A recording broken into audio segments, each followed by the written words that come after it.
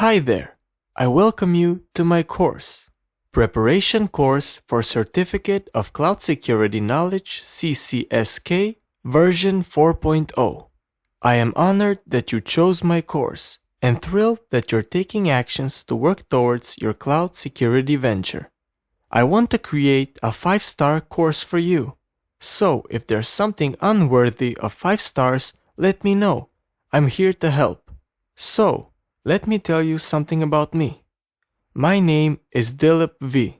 I am a CCSK, CCSP, and an Azure 7535 Certified Enterprise and Cloud Security Architect. I have a cumulative experience of around 10 years working with different IT multinationals. Let's talk about this course. So, the course has been designed to keep the CSA's CCSK syllabus content and objectives in mind. The course has been divided into 2 parts. 1. Governing in the cloud, and 2. Operating in the cloud. I will be taking the first part of this session, that is governing in the cloud, in this lecture. You can complete the course in any order that you prefer, though I would recommend you take the course as structured. Be positive, work smart, and learn every day. You can do this. So, CSA has segregated different domains in 2 sections or modules. Section 2, that is, operating in the cloud, has been covered in the part 2 of this course. So, let's discuss about Section 1. Section 1, that is, governing in the cloud, contains the domains such as Domain 2, that is, governance and enterprise risk management. This domain fundamentally speaks about enterprise risks like legal precedents for agreement breaches, ability of user organizations to adequately assess risk of a cloud provider, responsibility to protect sensitive data when both user and provider may be at fault, introduced by cloud computing. Domain 3, that is, legal issues, contracts, and electronic discovery. This domain basically speaks about contracts, regulations, regulatory discovery requirements, privacy requirements laws, such as security breach disclosure laws and international laws, and etc. Domain 4, that is, compliance and audit management. This domain essentially speaks all about compliance and audit management, such as how cloud changes compliance and audits. This domain includes some direction on proving compliance during an audit. Domain 5, that is, information governance. Information governance educates us all about governing the data. This includes how the identification and control of data in the cloud is done, what compensating controls can be used to deal with the loss of physical control when moving data to the cloud, and who is responsible for maintaining CIA trade of data.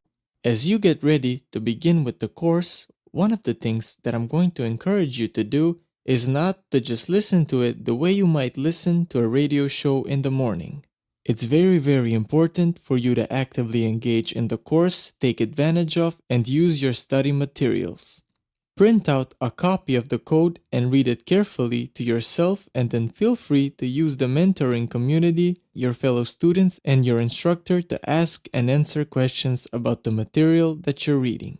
Because people learn in different ways, and we want to make sure that you not only get through the course, but that you get the key information that you need to be successful. Attend a regular instructor-led class. Take the time to create a schedule and keep that schedule. I'm getting ready to take this program. There are a few things that I'm going to encourage you to do. Even though an online program allows you to be very flexible in how you take the training, it is very important to establish a consistent schedule and stick to that the same way you might if you were attending a regular instructor-led class. Take the time to create and keep that schedule, and then it in many ways the same way you would an instructor-like class. Being able to give yourself time for breaks, take meal breaks when you need to do so, and try wherever possible to minimize interruptions and disruptions. Try to turn off your cellular phone. Communicate to your colleagues or to your family that you really need to concentrate on the things that we're working on together here and that you need to not be interrupted for that period of time so that you can dedicate your focus to working on the course material. Let's discuss about the domain 2. That is governance and enterprise risk management. The slide shows the different objectives related to the domain. Whenever I say you during my lecture, I refer to the cloud user or cloud customers. So, let's plunge into the module. It is necessary to understand what a governance means. It is only related to cloud, or how governance in cloud is different from other types of governance. So, let's first discuss few of the terms we need to understand here. 1. Governance. Governance incorporates the policy, structure, leadership, process, and internal controls that are designed to ensure, included but not limited to, accountability, transparency, and stability of any entry. Governance could be of different types, such as corporate governance, where policies like dress code, swipe in, swipe out, code of ethics, sexual harassment are laid out to smooth functioning of any organization. IT governance, where policies are made to deal with the connection between business objectives and IT management. In other words, the IT governance makes sure that the IT strategy is aligned to meet business objectives. 2. Enterprise risk management includes overseeing overall risks for the organization, risk pertaining to business processes, corporate risks, financial operation, merger and acquisition, HR, IT risks aligned to the organization's governance, and risk tolerance. This reminds me of a joke from the famous cartoon Dilbert. Essentials of risk management. 1. Don't do anything wrong today. 2. Don't do anything wrong tomorrow. 3. Repeat. Don't ever say this to your clients. Let's continue with the lecture. 3. Information risk management. Yeah, you sensed it, right? As a security consultant, we have to cover the risk dealing with the risk to information, including information technology. Organizations face a wide range of risks, from money related to physical, and data is just one of those numerous assets an organization needs to oversee. So, how do we counter risks pertaining to information security? Do we need a sword and shield for it? Nah, just joking. 4. Information security is the tools and practices to oversee risk to data. Have you ever seen a document called Information Security Management Program? Search it on Google. You will understand how we document the procedures and controls pertaining to information security. Governance. Okay, so cloud governance differs from normal governance, as cloud governance either brings a third party into the procedure or possibly adjusts interior governance structures in case of self-hosted private cloud. The essential issue to keep in mind when governing cloud computing is that an organization can never redistribute responsibility for governance. Cloud computing changes the obligations and mechanisms for implementing and overseeing governance. Responsibilities and mechanisms for governance are defined in the contract. As with any business relationship, if the area of concern isn't in the agreement, there are no mechanisms available to implement, and there is a governance gap. Tools for cloud governance. Let's understand how do, manage, oversee, we do cloud governance. So first and most important tool is contracts, which is a primary tool. The contract between a cloud provider and a cloud client should be clearly laid out beforehand. Agreeing to maintain 3 hours of SLA in the contract and not delivering the commitment can lead to legal scenario. Supplier assessments. Supplier assessment or evaluation can be done by utilizing available information and permitted process techniques like contractual and manual research with third-party verification and technical research. Assessment can also include financial viability, history, future offerings, third-party attestation, feedback from peers, and etc. Compliance reporting. This brings in the transparency. Compliance reporting incorporates all the documentation on providers' internal and external compliance assessments. They are the reports from audits of controls, which an organization can perform themselves, a client can perform on a provider, or have performed by a trusted third party. Assessments and audits ought to be founded on existing standards and published or shared with the cloud users who abides to NDA. The Cloud Security Alliance STAR registry is an assurance program and documentation registry for cloud provider assessments based on the CSA Cloud Controls Matrix and Consensus Assessments Initiative Questionnaire. Enterprise Risk Management. I briefed about the enterprise risk management in the beginning of this session only. To add to that, risk management in the cloud depends on the shared responsibilities model. The cloud provider acknowledges some responsibility regarding certain risks, and the cloud client is in charge of anything past that. You need to understand one term, that is risk tolerance here. So, in general term, if I misplace my $10 note, I don't try hard to find it. But if I misplace a $100 note, I give my best to find that note. So $10 is my risk tolerance defined in terms of amount of KRI. Same in the case with organizations. The measure of risk that the leadership and partners of an organization are willing to accept is called risk tolerance. The effects of service model and deployment model.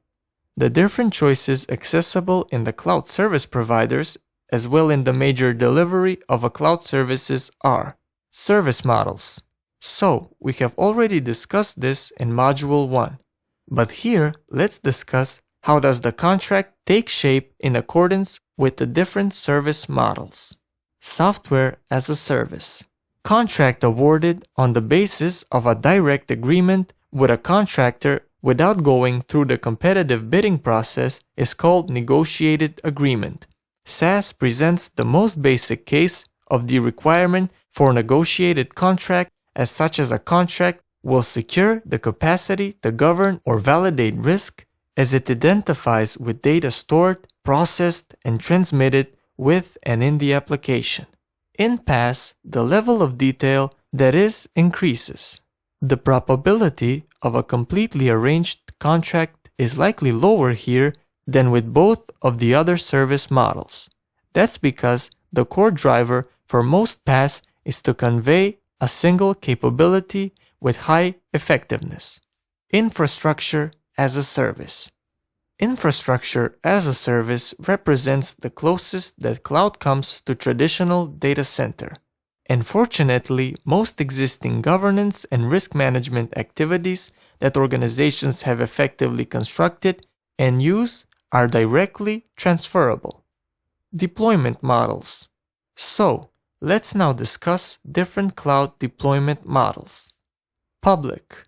One machine, multiple clients, general public access. Yeah, here, cloud clients have a decreased capacity to oversee activities in a public cloud since the provider is in charge of the management and governance of their infrastructure, workers, and everything else. Providers can't modify contracts and activities for every client as everything keeps running on one lot of resources and utilizing one lot of processes. Microsoft SharePoint is the example. Private. The private cloud is defined as computing services offered either over the internet or a private internal network and only to select users instead of the general public. If an organization enables a third party to possess or manage the private cloud, this is likely how governance influences any outsourced provider. Hybrid and community. Hybrid means having adopted two different types of deployment. In this case, the governance procedure must consider the minimum arrangement of controls included the cloud service provider's contract and the organization's inner governance agreements. The cloud client is connecting either two cloud environments or a cloud environment and data center. Community clouds are a mutual platform with different organizations. As I already said, different security agencies use community clouds. Cloud risk management trade-offs. There are pros and cons for overseeing enterprise risk for cloud deployments, like there is less physical command over resources and their controls and procedures. There is more dependence on contracts, audits, and assessments, as you need everyday visibility or management. Cloud clients have a decreased need to oversee risks that the cloud provider acknowledges under the shared responsibility model, and etc. Cloud risk management tools. One of the center occupants of risk management is that you can oversee, transfer, accept, or avoid risks. In any case, everything begins with an appropriate assessment. Assessment steps could be: 1. Request or acquire documentation. 2. Review their security program and documentation. 3. Review any legal, regulatory, contractual, and jurisdictional necessities. 4. Evaluate the contracted service with regards to your information assets. 5. Separately assess the overall provider, for example, finances or stability, reputation, and outsourcers. But these steps are not hard and fast. You can define your own. Recommendations. Let's look into some of the recommendations CSA has provided. You need to identify the mutual obligations of security and risk management based on the chosen cloud deployment and service model. Build up a cloud governance framework or model according to the applicable industry best practices, worldwide guidelines, and guidelines like CSA, CCM, COBIT, COBIT-5, NIST, RMF, ISO or IEC 27017, HIPAA, PCI, DSS, EU GDPR, and so on. Understand how a contract influences your administration framework or model. Obtain and audit contracts before going into an agreement. Develop a procedure for cloud provider assessments and etc. And these are all in all we have discussed in this session.